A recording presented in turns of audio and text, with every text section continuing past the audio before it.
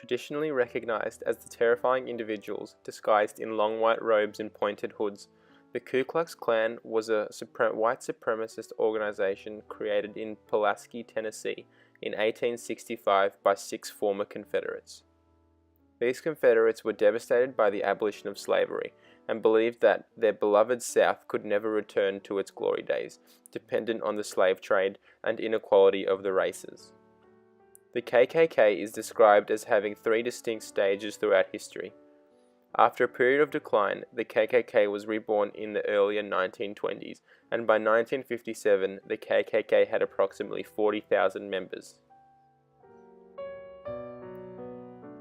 During the civil rights movement in the 1960s, the KKK's activities intensified.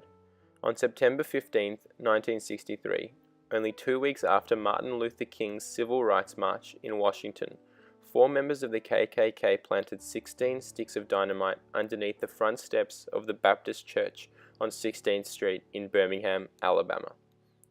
4 young African American girls were killed, and more than 22 others were injured. Led by Robert Chambliss, this attack has been described as the most brutal act of the KKK, mostly due to the age and innocence of the victims, one aged 11 and the others 14. The racially motivated attack, which has become known as the 16th Street Church bombing, was a milestone in the history of America and ultimately led to the enactment of the Civil Rights Act 1964. Furthermore, the backstory of the investigation of the bombing was described as one of the most perplexing in American law enforcement history, even by the dodgy standards of the civil rights era, due to the extensive length of time it took to serve justice. Robert Chambliss was arrested 14 years after the attack, and the 2 other Klansmen were not arrested until 2000.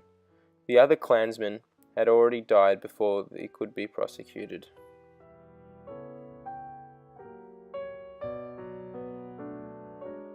Motivated by extreme racial tension and polarization between the blacks and the whites, the 16th Street Baptist Church bombing, which was only one of a plethora of racial hate crimes carried out by the KKK, was not only a literal but also a symbolic explosion.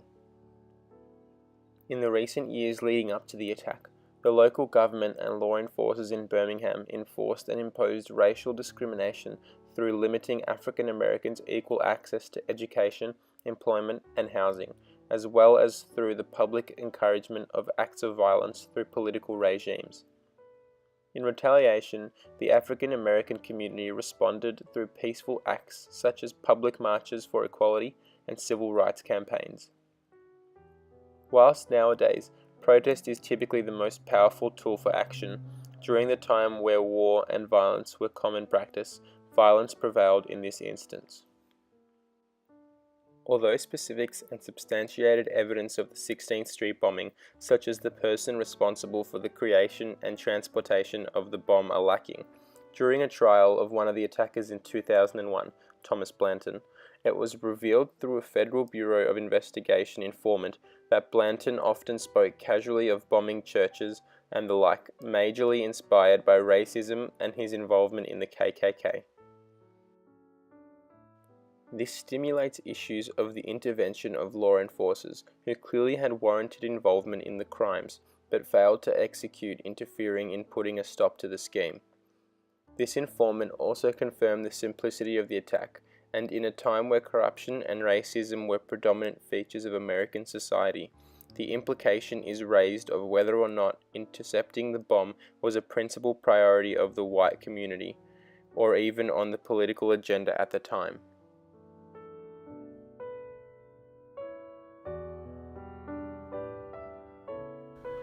In making reference to the perspective of how the Ku Klux Klan carried out their ideal attack on the Birmingham church bombings, we must delve into the causes of why such an attack occurred.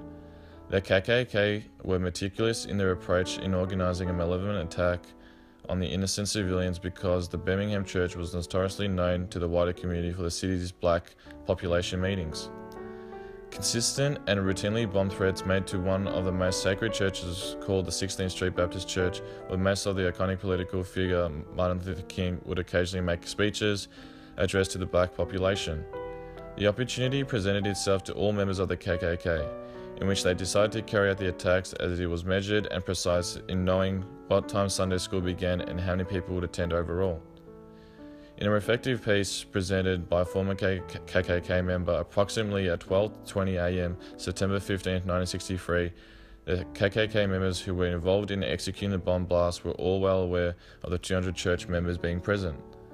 Furthermore, adding on the KKK intentionally ignited the bomb blast prior to the 11 a.m. church service, injuring civilians and ultimately killing 4 children.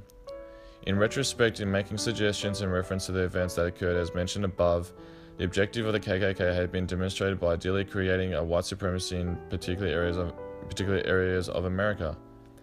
The KKK reverted to violent attacks in order for the political position to be witnessed amongst the wider community. 4 young African American children passed away in the aftermath of this attack. However, in reference to all attacks of the KKK did during the 1960s in times where segregation was most prevalent, the KKK did not fulfill mass attacks to their ability. It is suggested in a review of attacks that the KKK did during the period that the death rate they opted for was not reflected in the attacks, and the death count of civilians was not the ideal.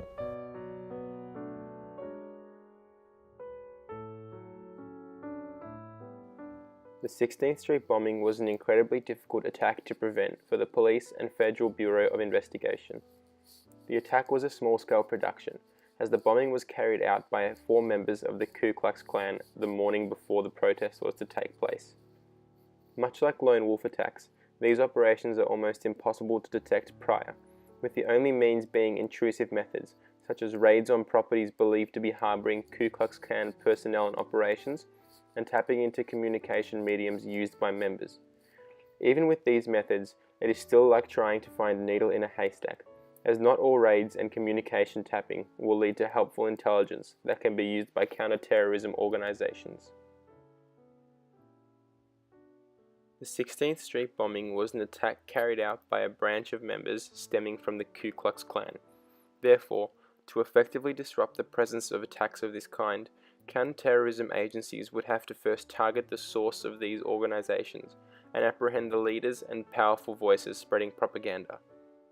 In cutting off the power from the source, smaller branches of terror organizations will have less motivation and direction from superiors. This can produce beneficial results, as the terror organizations will thus become disjointed, lacking leadership as a driving force. Once this has occurred, counter-terrorism organizations can then focus on penetrating small-scale branches one by one, eventually leading to a complete dispersion of the terror groups. It goes without saying that many difficulties would arise in coordinating the counter-terrorism operations. A structure that could be effective is the use of smaller teams of officers who target specific people and branches. These teams can then report upwards to operations managers, who puzzle findings together, forming concrete evidence that can be used to execute informed sting operations.